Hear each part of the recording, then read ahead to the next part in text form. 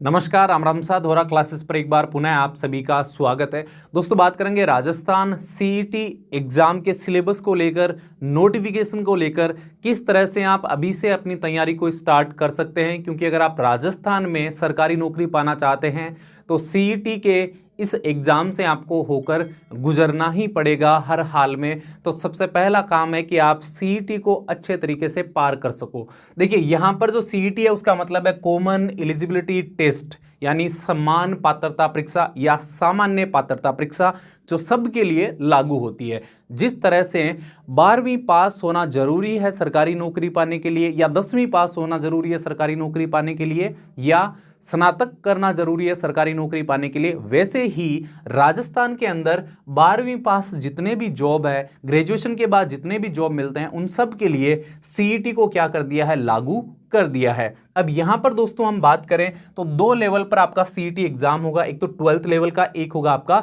Graduation level का। जो बच्चे अभी अभी 12वीं क्लास पास किए हैं उनके लिए वेरी इंपॉर्टेंट है, तो ध्यान से जरूर देखिएगा। जो लोग अभी कॉलेज कर रहे हैं वो भी ध्यान से समझिएगा मेरी बातों को, कि दो लेवल पर आपको तैयारी करनी है। एक लेवल हो गया 12th, दूसरा लेवल हो गया ग्रेजुएशन। एक सवाल तो यहां ये बन जाता है कि जो ग्रेजुएट है वो दोनों लेवल का सीईटी दे सकते हैं क्या? तो देखिए, जो ग्रेजुएशन लेवल का सीईटी देकर पास हो जाएगा वो 12th लेवल के लिए एलिजिबल हो जाएगा अपने आप ही, वो क्या हो जाएगा, पात्र हो जाएगा। और 12th वाला ग्रेजुएशन का वैसे भी नहीं दे सकता, क्योंकि 12th पास सीधा ग्रेजुएशन लेवल का एग्जाम है, वो नहीं दे पाएगा। तो इसमें आपको ज़्यादा कंफ्यूज होने की आवश्यकता नहीं है। ये जो आपका एग्जाम होगा ये इंपॉर्टेंट क्यों है? इस वजह से इंपॉर्टेंट है क्योंकि इसके बिना आप आगे भर्ती में शामिल नहीं हो सकते। जैसे मैं बात करूं राजस्थान आरएसएम एसएसबी एलडीसी भर्ती की, तो उसके अंदर इसको लागू कर दिया गया है, ठीक है, अब तक। और उसमें अगर आपको शामिल होना है तो पहले इस एग्जाम में आपको पास होना पड़ेगा। पास ही नहीं बल्कि आपको 15 गुना में शामिल होना पड़ेगा। कितने गुना में? 15 गुना में आपको शामिल होना पड़ेगा।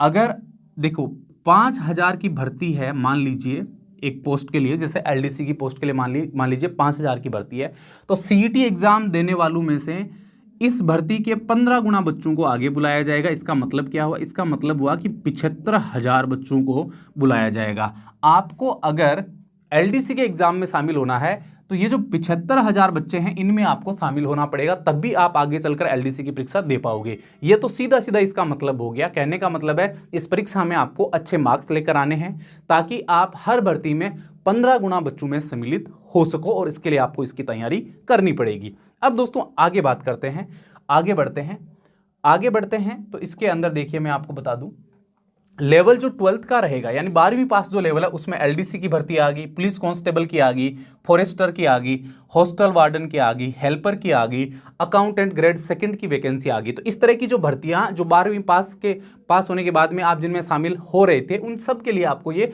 12th लेवल का जो एग्जाम होगा सीईटी का, ये पास करना पड़ेगा। पास ही नहीं बल्कि अच्छे मार्क्स भी आपको लेकर आने पड़ेंगे, क्योंकि आपको 15 गुना में शामिल होना है। पास होने से कोई मतलब नहीं निकलेगा।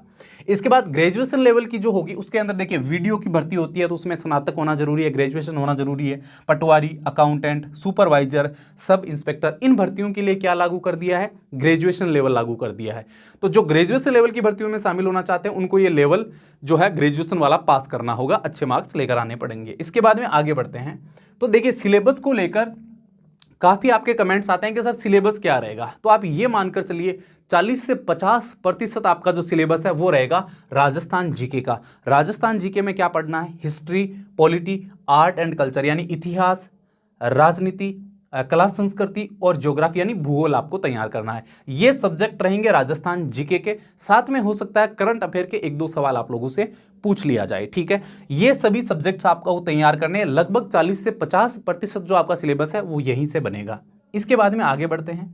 तो जनरल हिंदी और इंग्लिश, सामान्य हिंदी और सामान्य अंग्रेजी के सवाल आपसे पूछे जाएंगे, तो आपको इनकी भी तैयारी करनी पड़ेगी। इसके बाद में आगे बढ़े तो मैथ्स एंड रीजनिंग भी आपके लेवल के अकॉर्डिंग आपसे पूछी जा सकती है। जैसे 12वीं लेवल का एग्जाम होगा तो 10वीं लेवल की जो मैथमेटिक्स होती है उसके सवाल और रीजनिंग के सवाल आपसे पूछे जाएंगे। जैसे कि राजस्थान पुलिस कांस्टेबल के अंदर आप देखोगे कि उसमें रीजनिंग है, तो उसी तरह का रीजनिंग आपसे इस एग्जाम में पूछा जा सकता है। इसके बाद में जनरल साइंस भी आप इसमें इंक्लूड कर लो। हो सकता है कि इसमें 5-10 सवाल आपसे जनरल साइंस के भी पूछे जाए, क्योंकि बहुत सारे ऐसे एग्जाम्स हैं जिनके अंदर जनरल साइंस के सवाल मेंस के अंदर आते हैं। इसके बाद में आगे बात करें तो इंडिया जीके जो है उसके अंदर कुछ पार्ट्स आपको दिए जा सकते हैं, कुछ टॉपिक्स इसमें शामिल किए जा सकते हैं, लेकिन आशा करते हैं कि जब इसका डिटेल सिलेबस जारी होगा तो उसके अंदर टॉपिक वाइज और अंक भार जो है वो आपको दिया हुआ मिलेगा, नंबर ऑफ क्वेश्चन भी आपको दिए हुए मिलेंगे। ठीक है, तो इनकी आपको तैयारी करनी है। ठीक है, तैयारी करने के लिए आप दोहरा क्लासेस की जो एप्लीकेशन है वो गूगल प्ले स्टोर से डाउनलोड कर सकते हैं, लिंक मैंने आपको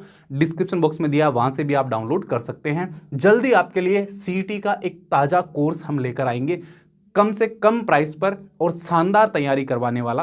तो आप एक बार जो एप्लीकेशन है उसको इंस्टॉल कर लीजिए, उसके बाद जैसे ही कोर्स लॉन्च होगा वहां पर आपको अपडेट मिल जाएगी। और राजस्थान नौकरी ज्ञान जो हमारा टेलीग्राम चैनल है उसको आपने ज्वाइन नहीं किया है तो जरूर ज्वाइन करें, वहां भी आपको हर तरह की अपडेट्स मिलती रहती है। आपका कोई सवाल है तो कमेंट कीजिएगा, नेक्स्ट वीडियो में मैं आपका जवाब देने की कोशिश करूंगा। थैंक्स फॉर वॉचिंग, मिलते हैं अगले वीडियो में, तब तक के लिए सभी को जय हिंद, राम राम सा।